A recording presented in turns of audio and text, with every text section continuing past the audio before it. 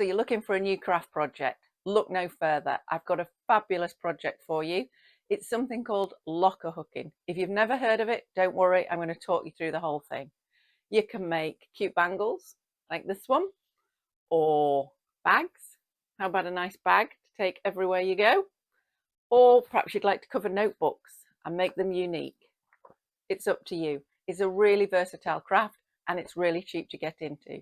If you stay around to the end, I'm going to show you how you can get your hands on all these projects and lots more. So let's get into the basics and let's show you how this craft is for you. So the basics for locker hooking are some rug canvas, and I recommend the 3.75 holes per inch because it's a bit easier than the smaller one. You're going to need a needle with a wide eye for doing your ends in and for doing your whip stitching, some scissors, and a locker hooking needle, which I will show you later. I forgot to show you at this point. And you're going to need some yarn that you're actually going to do your locker hooking with, and you're going to need something else that's thinner that you're going to use as your medium. Now you can use anything you like, and I like to use this fabric yarn because it's really good for getting a really good effect. On my website you can see how to make your own fabric yarn. So if you're going to make the sampler like me, you're going to cut a rectangle 14 squares by 20 squares, and you just cut along and make sure you don't cut in to that side that you want, but you do want to cut off all the little sticky out bits. Firstly, they ruin your project at the end, you know, you have them sticking out, and secondly, they're really annoying. So just make it a nice tidy rectangle of your rug canvas. So you need to fold 2 squares over all the way around. So I've deliberately cut mine so you can see I'm folding along the blue, but you really don't have to, just use wherever on your rug canvas. So you can see I'm just folding 2 squares so that we can see exactly how it's going to be. Now when we fold over, we obviously end up with it far too thick in the corner. So you just need to cut that corner away. Now you know where the corner is because you've marked it. You'll see my scissors are pretty poor, and that's because I like to use some poor scissors, some old scissors for cutting the rug canvas. Don't ruin your brand new dressmaking scissors on rug canvas, it's quite tough. It's coated and it's just quite tough. So you cut out all 4 corners and then you're ready to fold those edges over. So what I recommend is that you move to some paper that you're not bothered about. I just use a few pages of scrap paper because we're going to glue those edges down and you're going to get glue all over whatever's underneath. So just refold and pinch it nice and tight so you know it's going to stay there, hopefully. And what you'll realise is at the corners you really have to be careful to get it lined up because you need to keep those holes so that you can get your locker hooking needle and your yarn through. So start on one side and just apply some glue. I'm using tacky glue, so that or something similar, a little fabric glue would be fine. Run it along that edge. You can see I got a bit too much at one end. And then you're just going to press it down. So you can see there's no really a good way to avoid getting it underneath or indeed on your fingers. So just press it down until it'll just hold itself there. Doesn't need to be glued fully yet, but you just want it to hold well enough. And I can't stress enough, just make sure everything lines up so that you keep nice clear holes. And then you're going to move on to the next side. So just add your glue, fold it over and make sure it lines up. Now if you're having any trouble with any of it lining up, particularly in the corners, just get a little pencil or your needle or something and just push it through and make sure you can still get through those squares. And then just keep working all the way around. You can see I'm just having to hold it a little while and it still wants to pop up. But then once you get all 4 done, I recommend placing it under something heavy while it dries. I've got an old book that I use that I'm not bothered about. It was going to go to the charity shop and I just kept it for this purpose. A great big old Reader's Digest gardening book. And then once it's dry, you're ready to start. So we don't start with locker hooking. we start by cutting a length of your chosen yarn and doing some whip stitching around the edge. Now, if you've never done whip stitching, don't worry, I'm going to show you. It doesn't matter if you go from left to right or right to left, and if you go in from the top or up from the bottom. It's a personal preference. What you do need to do is start somewhere along the side. Do not start at a corner. We don't need any complications there.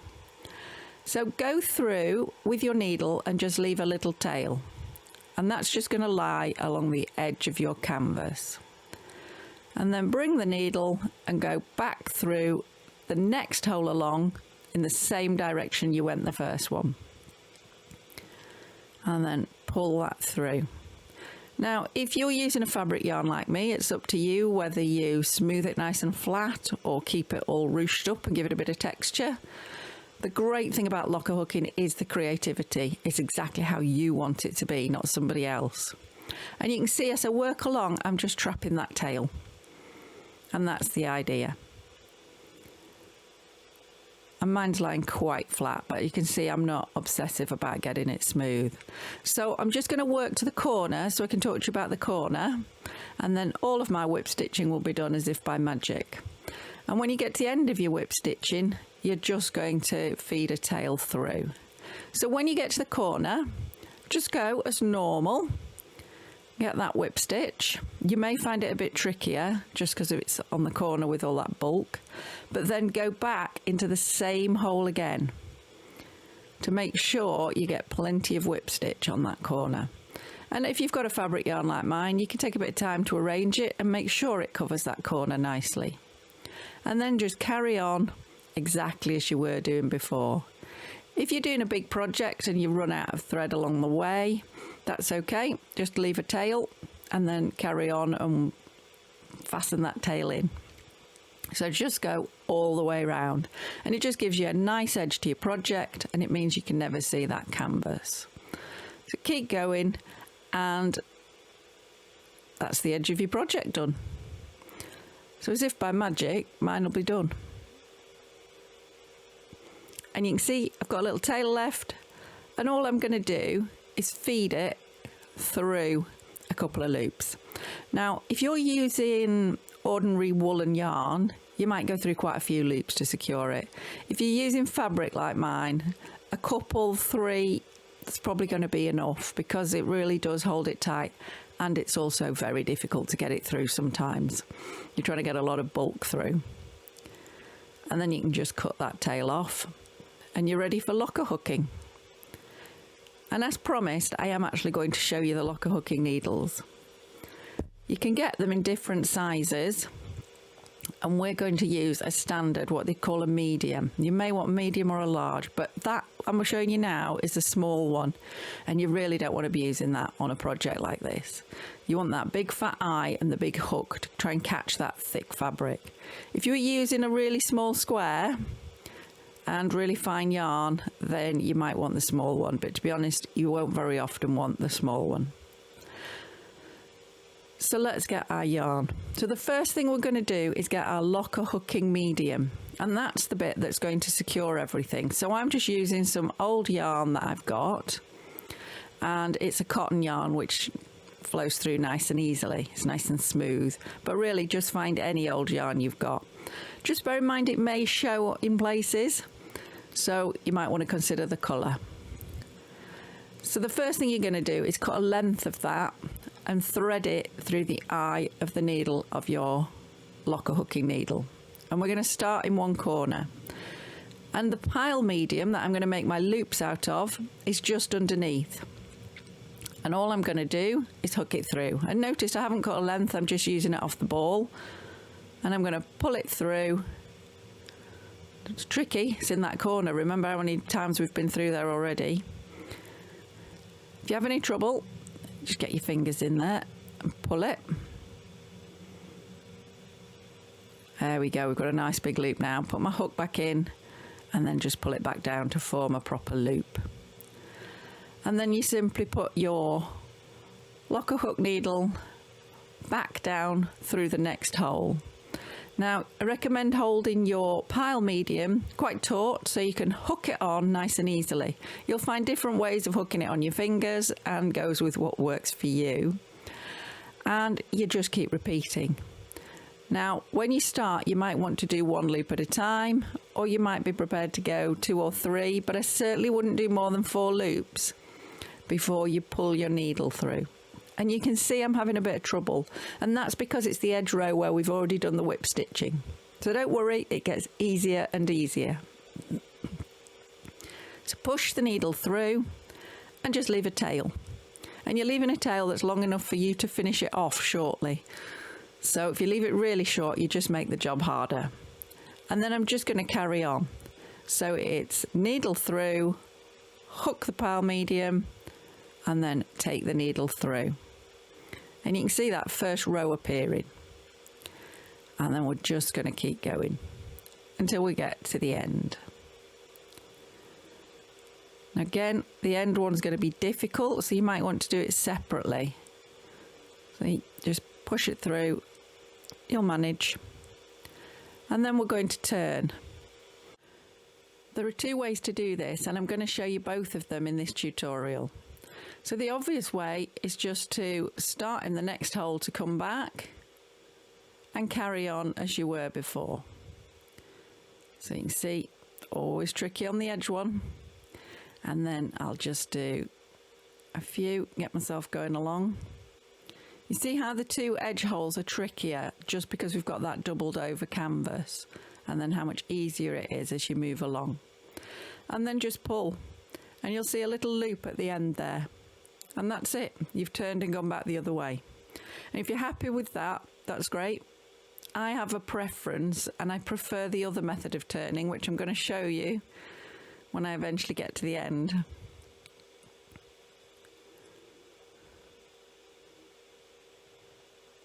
Okay, so let's do that last stitch.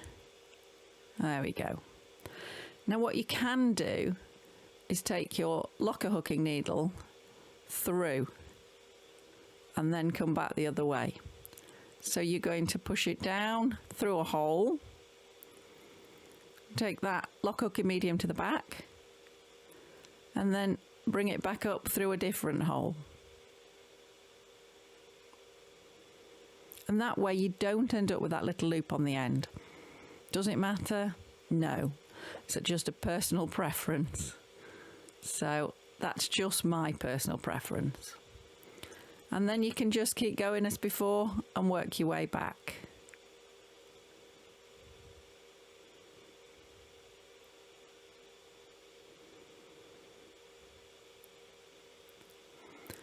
I'm hoping that what you'll find is that as you get going, you get a rhythm, and it's actually really relaxing and nice to do. You tend to see me wrestling with the edge bits because we're doing such a small piece, but actually when you get going, it is really relaxing. And you get to the point where your loops tend to be pretty even, just naturally, because you get better and better. Now when I get to there, I'm finished with that pile medium. I've done that burgundy one. So I'm just going to cut it off. But I'm leaving my locker hooking medium in the hook because I'm just going to change colour. And I'm actually going to set off in a different direction. There's nothing to stop you. You can do little bits diagonally, you can do patterns. There's lots of things you can do with locker hooking. I'm just showing you the basics. So you can see this one's a bit thicker. It's going to cause me some problems, but I like the effect it's going to give me. I like to use the fabric yarns because I think that they really make good solid loops and a good solid project, particularly if you're wanting to make bags or notebooks or something similar. So all I'm going to do is take that ball again, just like I did with the other one, leave a tail, pull the first bit up. Now you can see a bit of trouble there just because it's so thick and I'm on that edge row. And then this time, I'm just going the other way. So the loops will just lie the other way. And there's no problem with doing that. You see me wrestling with it. So I'm really keen to show you that because I want you to realise that's okay. Just keep going. You know it's going to get easier once you haven't got a double layer and whip stitching in there as well. And then you're just going to keep going and form whatever pattern you like. And you can see the pattern if you pause the video in a moment. You'll see the pattern that I've got on mine, and you can copy that if you want to, But once you're finished, you've got all these tails and we need to do something with them. So we'll start with the locker hooking medium, and all we're going to do is get that wide-eyed needle again, thread it up, and then you're going to feed it through some loops. Now don't feed it through the loops that you've just come out of. Go through the row next to it and just feed it through a few loops. Pull it through, cut it off. That'll just secure it. That'll be absolutely fine. You don't need to do any more than that. Repeat that for the rest. And then when it comes to the pile medium, we're going to do a very similar thing. So thread them up a little bit harder because they're a bit thicker, if they're anything like mine. And this time you're going to go through one of the holes near the one that you're coming out of, not the same one, near to it, and through to the front. And then once you're right through to the front, you're going to feed it through some loops, just like you did with the locker hooking medium. But this time it's going to be trickier just because it's so thick. So as before, if you just get it through a couple of them, that's probably fine. You can see I gave up with those and decided to go with the fatter one over here. Sometimes you may have to help it through and just keep pulling it through the loops with your fingers, but persevere and get there. And I also think if you do a larger project, you might want to work your ends in as you're working your way along. Don't wait till the end, but I just wanted to show you. And then once you've done all your ends and cut them all off, you've got your little project. You could back it, you could attach something to it. The sky's the limit with locker hooking. So if you just want to keep an eye on the pattern and copy it, you could pause the video here so that you can still see it. But thank you for staying with me through the whole video, and I hope you're really excited to get started with locker hooking, or indeed if you've already started, I hope you're enjoying it. Now, I did say at the beginning I'd let you know all about an opportunity. I have a course all about locker hooking. It includes all these projects and all the details for them and all the little nuances, hints and tips, and you'll know everything you could possibly need to know. So if you'd like to join me in there, there's a link on the description and a link on the screen, and there's a code in the description you can use to get 30% off.